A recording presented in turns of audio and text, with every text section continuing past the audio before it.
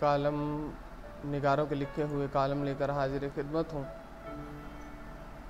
اگر ابھی تک آپ نے ہمارے چینل آرٹیکل وائس کو سبسکرائب نہیں کیا تو گزارش ہے آپ اسے فوراً سبسکرائب کر لیجئے اور بیل آئیکن کے بٹن کو بھی پریس کر دیجئے۔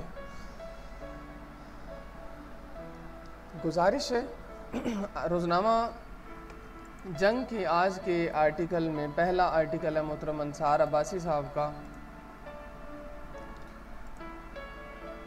لکھتے ہیں آرٹیکل کا ٹائٹل ہے فلم انڈسٹری سے تعلق رکھنے والوں کے لیے ایک کالم۔ آغاز کرتے ہیں۔ ظاہرہ وسیم چند دن قبل تک بالی ووڈ کی 18 سالہ اداکارہ کی حیثیت سے جانی جاتی تھیں،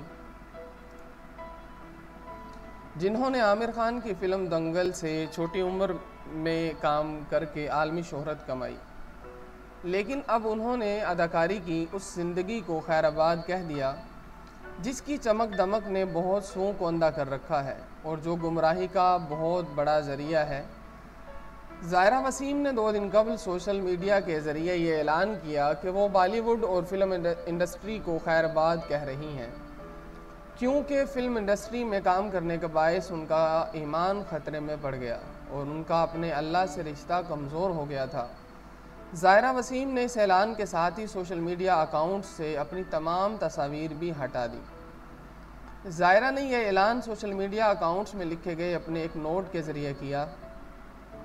یہ نوٹ نہ صرف فلم انڈسٹری سے جڑے ہر فرد خصوصاً مسلمانوں کو ضرور پڑھنا چاہیے، بلکہ یہ تحریر ان عام مسلمانوں کے لیے بھی ہے جو فلم میں کام کرنے والوں کو آئیڈیلائز کرتے اور فلم انڈسٹری میں کام کرنے کو برا نہیں جانتے۔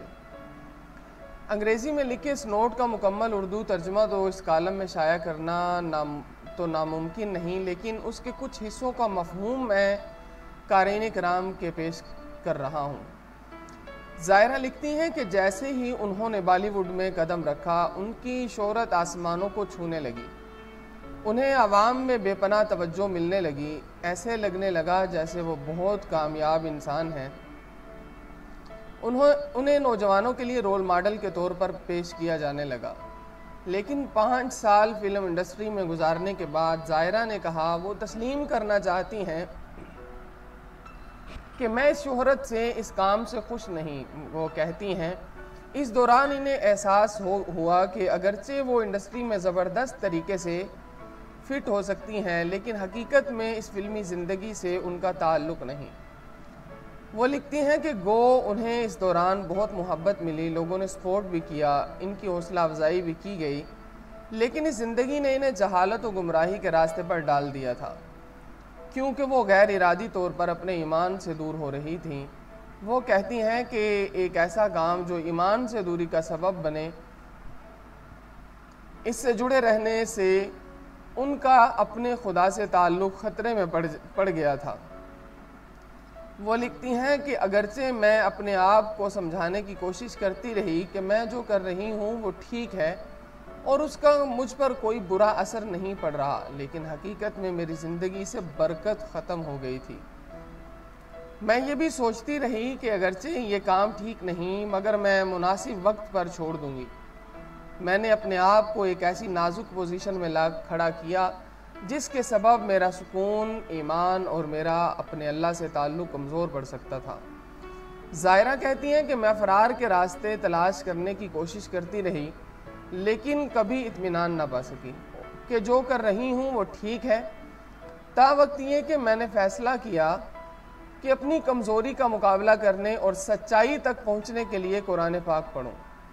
قرآن پڑھتے ہی میرا دل سکون سے بھر گیا اور میں نے اللہ تعالیٰ سے اپنے لیے رحم اور ہدایت کی دعا مانگی، اور پھر مجھے احساس ہوا کہ میں دین اسلام کی بنیادی تعلیمات سے لا علمی کی وجہ سے کنفیوژن کا شکار اور بے سکون رہی، اور اس کوشش میں رہی کہ اپنی کھوکھلی دنیاوی خواہشات کے ذریعے سکون حاصل کروں۔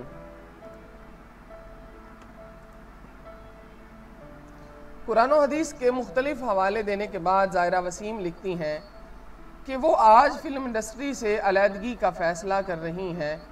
انہوں نے مزید لکھا کہ نہ جانے کتنے لوگ ان سے متاثر ہوئے ہوں گے، لیکن ظاہرہ نے سب کو نصیحت کی کہ کتنی ہی بڑی کامیابی شہرت، طاقت یا پیسہ اس قابل نہیں ہو سکتا کہ اس کی وجہ سے کوئی اپنے ایمان اور سکون کا سودا کر لے۔ وہ کہتی ہیں کہ اپنے آپ کو دھوکے میں مت رکھو بلکہ دین کے اصولوں پر قائم رہو۔ وہ لکھتی ہیں کہ ایسے رول ماڈلز کے پیچھے مت بھاگو جو اللہ اور اس کے احکامات سے دور کر دیں۔ ایسے افراد کو مت اجازت دو کہ وہ تمہاری زندگی کے مقصد پر اثر انداز ہوں۔ ایک حدیث مبارکہ کا حوالہ دیتے ہوئے زائرہ وسیم لکھتی ہیں کہ مرنے کے بعد روز حشر انسان کو ان افراد کے ساتھ اٹھایا جائے گا جن کے ساتھ دنیا میں وہ محبت رکھتا ہوگا۔ مفہوم حدیث۔ زائرہ نے اسلامی حوالوں سے اس بات کا بھی ذکر کیا کہ جب کوئی اللہ کے راستے پر چلنے کا فیصلہ کرتا ہے تو اسے تکالیف دی جاتی ہیں، اس کا مذاق اڑایا جاتا ہے، اور ایسا کرنے والوں میں وہ لوگ بھی شامل ہوتے ہیں جو ماضی میں ایسے فرد سے محبت کے دعوے دار ہوتے ہیں۔ ایک اور حدیث مبارکہ کا حوالہ دیتے ہوئے زائرہ لکھتی ہیں، ایک ایسا وقت آئے گا جب اسلام پر عمل کرنا ایسا ہی ہوگا جیسے انگارہ ہاتھ میں لینا۔ مفہوم حدیث۔ زائرہ نے اپنے طویل نوٹ کا خاتمہ اس دعا کے ساتھ کیا کہ اللہ ہمارے دلوں کو منافقت، تکبر، گمراہی سے پاک کرے اور ہماری نیتوں، ہمارے قول و فعل کو خالص کرے، آمین۔ میری اللہ تعالیٰ سے دعا ہے کہ وہ زائرہ وسیم کو اپنے اس فیصلے پر قائم رہنے کی استقامت اور ان کو دنیا و آخرت میں اجر عظیم عطا فرمائیں۔